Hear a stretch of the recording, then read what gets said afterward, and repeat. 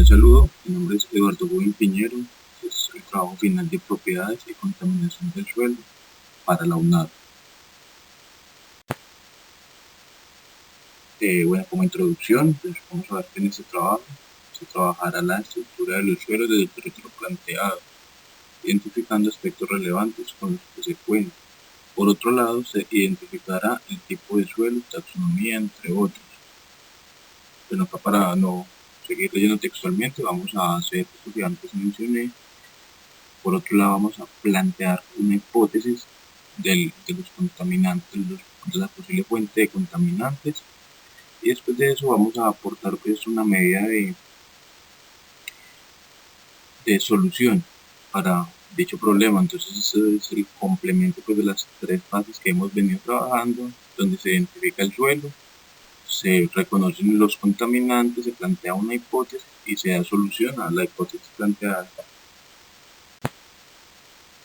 Para dar inicio al trabajo, pues acá vemos la clasificación taxonómica del suelo, que es la tabla que nos brindan en las guías. Acá podemos observar la localización, altitud, temperatura promedio, precipitación. En pocas palabras está, digamos, todas las características, la clasificación del suelo que nos dan, que es la sabana de Bogotá. Entonces estos valores, digamos que no los voy a explicar ni los voy a leer, solamente los dejo para que los observen y en base a eso es que vamos a trabajar. Bueno, según la clasificación anterior, pues acá ya vamos a hablar de qué tipo de suelo es. Entonces acá mencionamos que es andisol por las características que nos ofrece pues, la tabla que anteriormente leí. Entonces decimos que estos suelos se forman sobre cenizas y vidrios volcánicos, así como a partir de otros materiales piroclásticos. Entonces podemos decir que cuando son jóvenes, pues son más o menos de colores oscuros, como lo muestra la imagen. Son altamente porosos, ligeros, permeables, de buena estructura y fáciles de trabajar. En cuanto a su fertilidad es considerable, pero pues tienen algunas limitaciones. Entonces son también suelos muy aptos para la agricultura, si las condiciones del relieve lo permiten. Entonces eso ya va de la mano, digamos, del entorno general que rodea el suelo. Entonces, ¿qué más podemos mencionar? Podemos decir que permiten variedad de cultivos, como la caña de azúcar, el tabaco, papa, té, vegetales, arroz, entre otros. Entonces, podemos decir también que son suelos son una fuente esencial de alimentos, además de ser sustento de valiosos ecosistemas en las cordilleras, bosques andinos y páramos, a los cuales proveen nutrientes y les permite regular su ciclo hídrico. Entonces digamos que en Colombia, ya hablando de Colombia, estos suelos son vitales para, como vimos antes, para la agricultura y esas cuestiones. Ya en esta diapositiva estamos viendo la clase textural. Eso lo hacemos mediante el triángulo de texturas, que es el que observamos en la diapositiva como tal, donde tenemos ubicado pues la clase que seleccionamos. Entonces podemos decir que en el suelo franco pueden existir variaciones según el componente de mayores proporciones. Si ocurre pues algo así como que su contenido de arena es un poco más alto que el óptimo, se le designa franco arenoso. Lo que está en exceso es arcilla, se le conoce como franco arcilloso. Entonces digamos que entre las texturas francas se distingue la franco gruesa, franco arenosa gruesa, o unos porcentajes ya digamos entre arcilla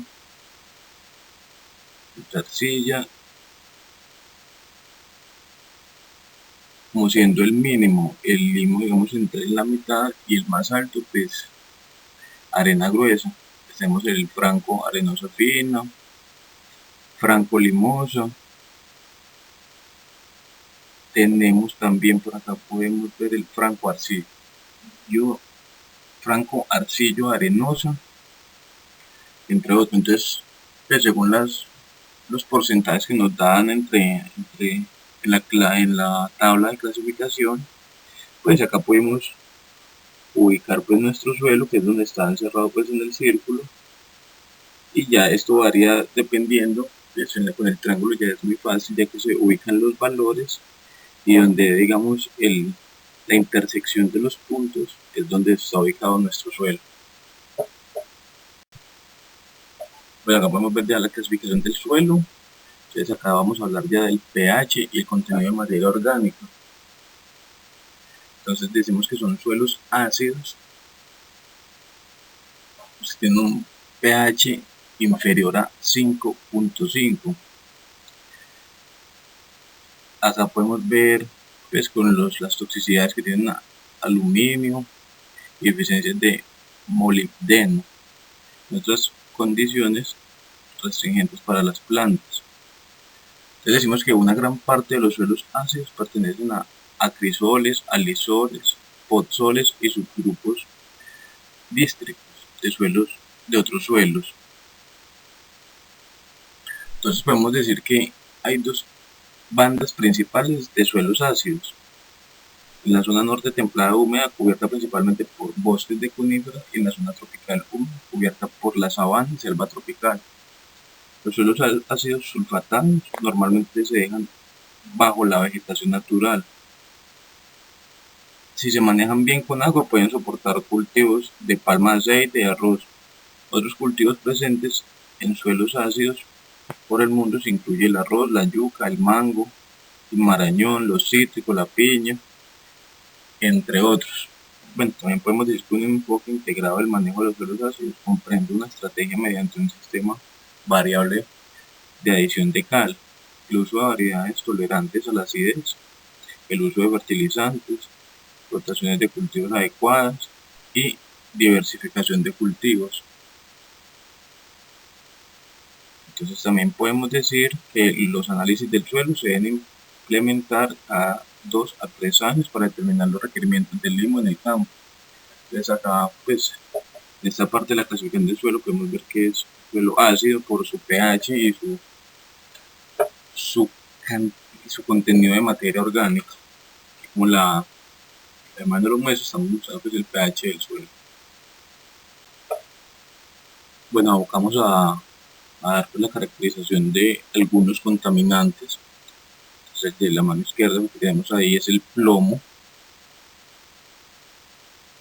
Entonces decimos que este produce saturnismo por exposición a este agente en los seres humanos, y los daños causados por el plomo dependen de la cantidad y frecuencia de exposición al contaminante. También el polvo, el agua y los gases contaminados con plomo perjudican el cerebro, los riñones, el hígado y otros órganos. Entonces, no pues, digamos que es algo delicado. Podemos decir también del plomo que se va acumulando durante mucho tiempo en el cuerpo de las personas que entran en contacto con él. Entonces, con un análisis de sangre se puede detectar si el cuerpo ha absorbido cantidades peligrosas de plomo para su salud o no. Si se encuentra alto nivel de plomo, significa que esa persona no es capaz de eliminarla de forma natural. Entonces hay que tener cuidado con esos contaminantes. El siguiente es el arsénico. Les decimos que este es común en el agua subterránea en todo el mundo, pero particularmente peligroso en algunas regiones. Decimos que en América es peligroso, India, en China. Entonces acá podemos decir que las concentraciones de arsénico natural en las aguas subterráneas han sido lo suficientemente elevadas para intoxicar a quienes la beban. El arsénico en el agua típicamente causa intoxicación gradual.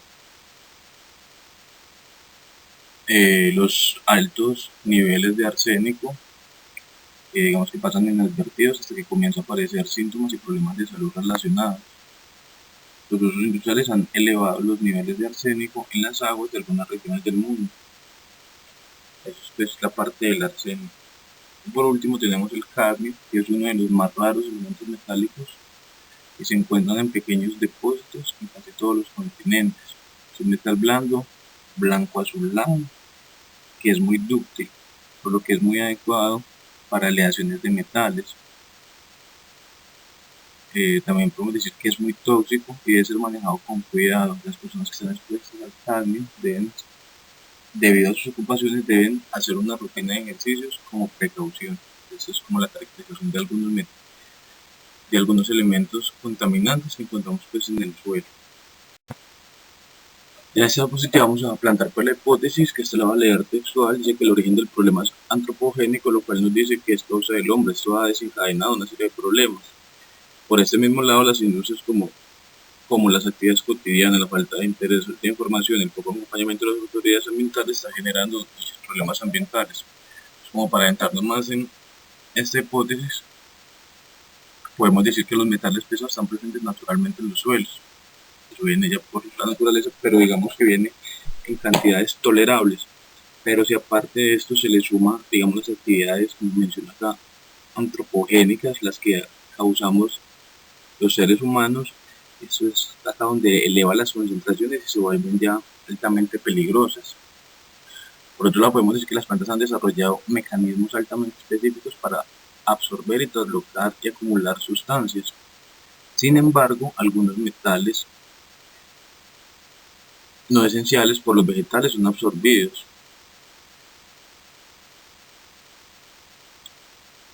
Entonces esto es debido a que presentan un comportamiento electroquímico similar a los elementos nutritivos requeridos. Entonces lo que dice eso es que pues, el medio ambiente tiene su ciclo y tiene pues, sus mecanismos de defensa, pero si retomamos lo que planteó en la hipótesis, es que si se alteran estos valores y se elevan, o sea, las plantas ya no van a tener sus mecanismos de defensa o ya no les van a servir para absolutamente nada, ya que ellos tienen, digamos, un porcentaje del cual, pues, entre comillas, puede defenderse. Bueno, acá como título principal vamos a ver los métodos de descontaminación.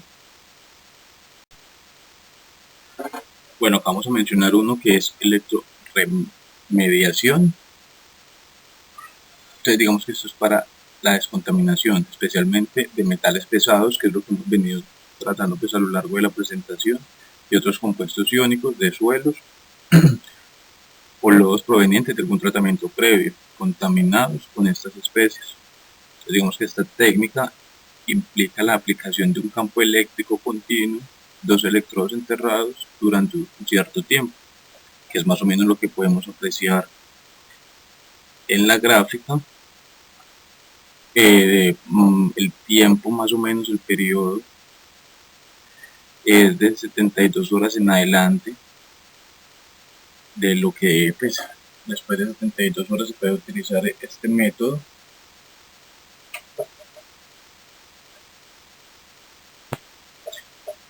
Para este método, digamos que requerimos equipos industriales, por lo cual no es fácil de implementar. Entonces son, digamos, las grandes industrias los que lo pueden utilizar.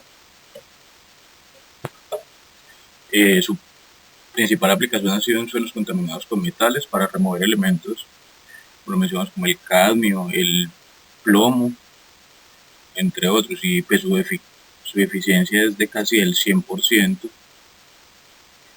Este método es costoso, puesto que se requieren equipos industriales para su aplicación, como lo mencionaba anteriormente. Algunas ventajas es que ha demostrado ser eficiente para diversos compuestos orgánicos e inorgánicos. Puede aplicarse en una gran variedad de suelos. Dependiendo del tipo de suelo, puede requerirse la regeneración, que es la fertilización y adición de materia orgánica. Es efectivo para tratar suelos arenosos o muy permeables también. Y algunas desventajas que tiene ya como para cerrar este tema, dice que se requiere excavar y manipular el suelo, no es suficiente para tratar mezclas compuestas y requiere grandes cantidades de agua. Esto es más o menos lo de la electroremediación, que acá pues en la gráfica podemos observar lo que hemos estado comentando, y pues ya a continuación seguimos con otro método. Que por último tenemos la fitorremediación, que pues en mi concepto es el más importante y el más efectivo. Entonces, cuando hablamos de esto, es una técnica que aprovecha la capacidad de algunas plantas para absorber, acumular, metabolizar, volatilizar o estabilizar contaminantes presentes en el suelo, aire, agua o sedimentos como metales pesados, elementos radioactivos, compuestos orgánicos y compuestos derivados del petróleo, que más o menos lo que mencionamos en alguna diapositiva anterior.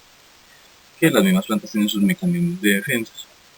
Este proceso es un proceso de recuperación a largo plazo. Es fácil de adquirir puesto que esas plantas son muy comunes, hay una gran variedad de plantas. También podemos decir que es muy eficiente con el cadmio, el níquel, el plomo, bromo y mercurio, entre otros. En cuanto a costos se refiere, digamos que es algo muy económico en comparación de lo que mencionamos anteriormente, ya que es algo, digamos, mucho más natural. Algunas ventajas es que no causan ningún daño ni afectación negativa, son útiles para aplicación en grandes superficies, se pueden realizar en el sitio, es decir, sin necesidad de transportar el suelo o sustrato contaminado, son de bajo costo, permiten su aplicación tanto en suelos como en aguas.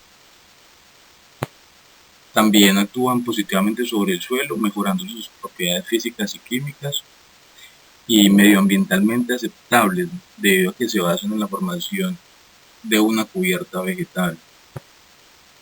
Hay algunas desventajas, la localización del contaminante cercano a la rizósfera, las condiciones físicas y químicas del suelo, tales como el pH, la salinidad y el contenido de nutrientes que pueden limitar el crecimiento vegetal, la concentración del contaminante, que debe estar dentro de los límites tolerables para la planta, que eso es lo que hago otra vez énfasis, que según la hipótesis, entre más elevado, digamos, sea el contenido del contaminante, pues las plantas no están preparadas pues, para soportar tan alto porcentaje. Entonces podemos decir también que riesgo de lixiviación de los contaminantes más móviles y accesibilidad a la zona contaminada. Entonces digamos que otra, pues digamos la más grave, es que los contaminantes son absorbidos por las plantas y fijados en las hojas. Ya para terminar, vamos a mencionar algunas conclusiones. La descontaminación ambiental es el proceso de remoción de contaminantes por medio de la implementación de medidas correctivas. Este proceso debe partir de un análisis físico-químico del agua o del suelo a descontaminar, dependiendo de la magnitud del área afectada, los procesos constructivos, operativos y desmantelamiento que se llevaron a cabo y de los contaminantes que probablemente existen. Se debe establecer la duración y puntos de muestreo. Con estas conclusiones podemos decir que la hipótesis que se plantea de la contaminación puede ser verdadera, o en mi caso es verdadera, ya que digamos que por naturaleza hay químicos y hay sustancias contaminantes en los suelos, pero que no son nocivos para la salud, ya que la misma naturaleza se encarga de evacuarlos. Entonces las causas antropogénicas es lo que elevan la alta contaminación, y de acá se desprende pues todas las enfermedades o riesgos para la salud de uno y del medio ambiente. Ya por último pues quedan las referencias bibliográficas de las fuentes consultadas, y pues sin más que decir, espero que haya sido una buena presentación, espero que haya sido claro en los aspectos que quería resaltar, y pues hasta una próxima oportunidad. Que tengan un feliz resto de día. Hasta luego.